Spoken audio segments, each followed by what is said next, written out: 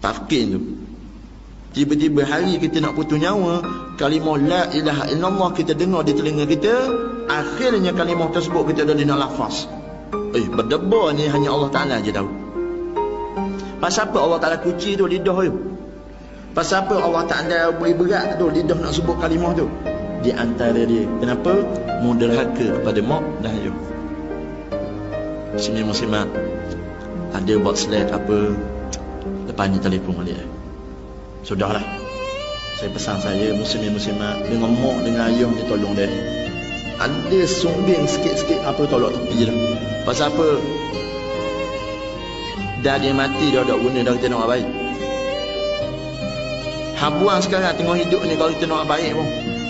Hari ni kalau kita ada mak kita tu tua, mak kita tu sakit dan dia pilih untuk duduk dengan kita, muslimat, tu bukan satu beban itu bukan satu taklif, bahkan ia adalah satu tashrif.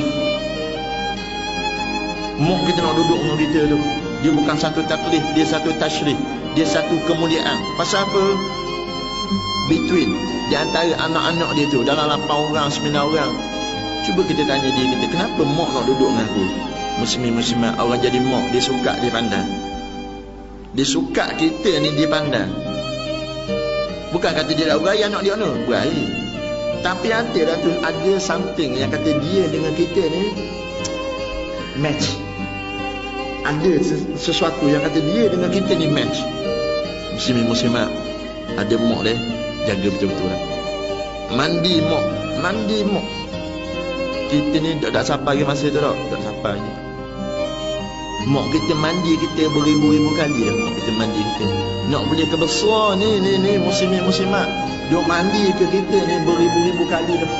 Kadang-kadang hari kematian ni kita duk tengok tangan dia ni, siapa-siapa daripada tempat kerja balik masuk dalam rumah siap salerah belaka dah. Nampak satu jasad yang kata tertutup dengan kain batik lepah.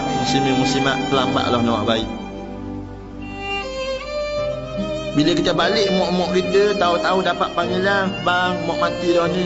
Kita yang kata duduk di Kuala Lumpur bergegah balik terus ni ke Kuantan. Balik ke Kuantan, balik ke Tanjung Lumpur, balik ke Balok, balik ke mana-mana tempat yang kata mak kita, tempat yang kata kita dilahirkan dulu. Masuk di rumah yang kata tempat kita dilahirkan dulu. Masuk dalam rumah, tengok-tengok satu jasad duduk di tengah rumah, sudah ditutupi dengan kain lepas, kain batik lepas. Allah Rabbi, muslimat.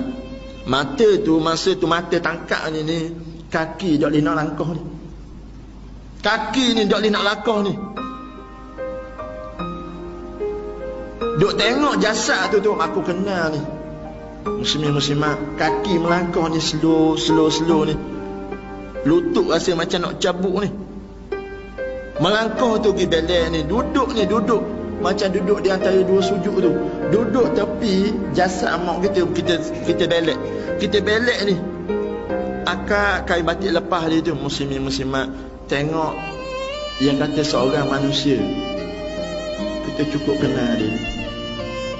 Dengan umur aku sekarang 33 tahun, dengan umur aku sekarang 36 tahun, dengan umur aku sekarang 37 tahun, dengan umur aku sekarang 40 tahun, dengan umur aku sekarang 55 tahun, dengan umur aku sekarang 67 tahun. Muslimat, orang tua ni aku kenal. Siapa dia ni?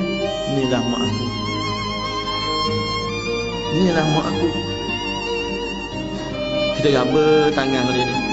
Tangan yang kata duduk di atas dada tu kita raba ni. Muslimat, tangan ni dulu penuh suap makanan di dalam mulut kita. Ni tangan yang pertama yang suap makanan masuk dalam mulut kita ni tah ni. Ni tah tangan ni. Besar jasa Allah Ta'ala je tahu.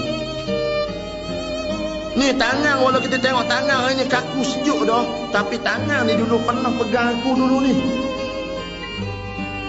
Yang kata dia ni walau kita nampak kecil, dia kecil pada kita dah, kita besar dah. Kecil je orang tapi kekuatan cukup kuat. Dia boleh besarkan aku sehingga sekarang ni aku ni berjaya ni. Aku hasil didikan ni tah ni orang ni. Tapi hari ni Allah Ta'ala ambil dah nyawa dia. Mak, maafkan aku mak. Muslimat, dari dia kita kucuk. Daya kita kucuk. Duk teringat balik ni.